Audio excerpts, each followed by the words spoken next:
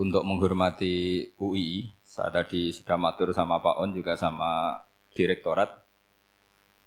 UI adalah kampus yang didirikan oleh para ulama, para profesor, sehingga sudah seharusnya setiap makalah ilmiah itu ada referensinya, ada marojeknya.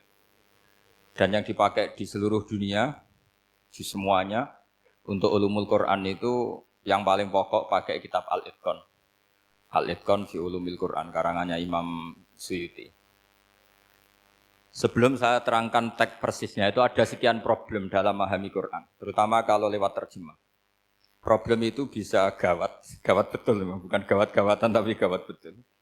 Misalnya ada ayat begini dan terjemahnya pasti begini. Fa'ainama tuwallu fasamma wajhuwa. Kamu menghadap mana saja, di arah manapun, di sana ada ridhonya Allah.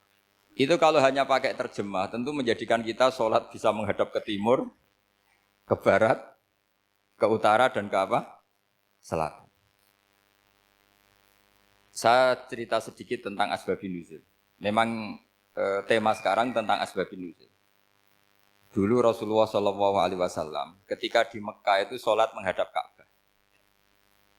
Tapi setelah pindah di Madinah, di mana Madinah itu ada komunitas Yahudi dan Nasrani, Rasulullah itu menghadap ke Baitul Maqdis, kira-kira 16 bulan. 16 sampai 17 bulan. Semua riwayat itu kisarannya hanya 16 sampai berapa? 17 bulan. Sehingga orang Yahudi itu bilang begini, Muhammad ini baiklah, meskipun dia membawa agama baru tapi kiblatnya masih ikut kita, masih baik kan. Setelah 16 bulan Nabi diperintahkan Allah untuk menghadap ke Ka'bah. Fawal liwajhaka syatrul Masjidil Haram. Maka orang Yahudi itu berontak. Berontaknya adalah kiblat mereka ditinggalkan. Cara berpikir orang Yahudi itu kiblat mereka ditinggal. Sehingga mereka bilang mawallahum an qiblatihim allati kanu 'alaiha. Apa yang menjadikan umat Islam berpaling dari kiblat Baitul Maqdis. Kemudian mereka provokatif betul. Ini perlu diperjelas. Provokatif. Bilang begini. Inna Muhammadan tahayyara fi din. Muhammad ini bingung dalam beragama. Sehingga habis ngomong A ngomong B, habis kiblat Ka'bah, kiblat Baitul Maqdis.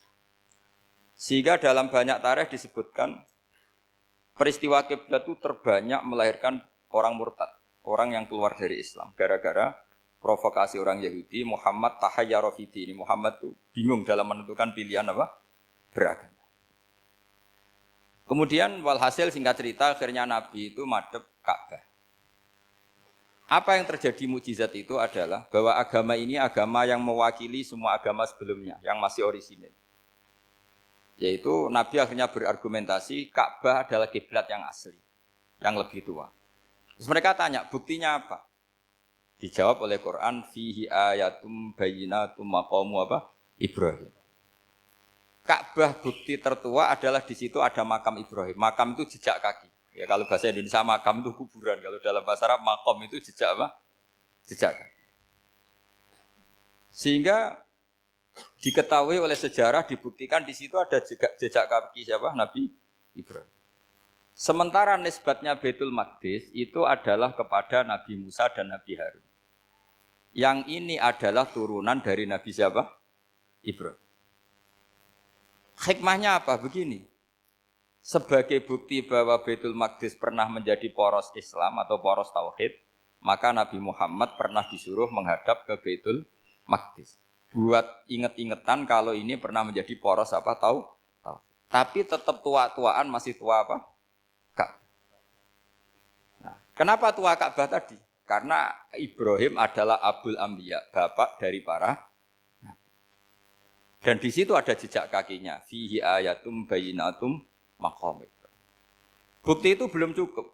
Dibuktikan lagi bahwa Ismail kecil itu hidupnya di Ka'bah. Kita tahu sa'i bainas Shafa wal Marwah adalah karena Siti Hajar sedang mencari apa? Air. Jadi ada bukti sekian, bukti empirik bahwa Ibrahim itu kiblatnya itu Ka'bah, bukan Baitul Maqdis. Sehingga ada kata-kata fihi ayatum bayyinatum maqamu Ibrahim. Nah, tanpa ngerti asbabun nuzul, kamu akan mengartikan fa'ina ma tuwallu fasamma wajhuhu itu salah. Karena di situ kamu menghadap mana saja, maka di situ ada ridhonya Allah. Maka para ulama memberi catatan, maksudnya begini, kamu menghadap kemana saja, asal itu yang diperintahkan Allah, maka di situ ada ridhonya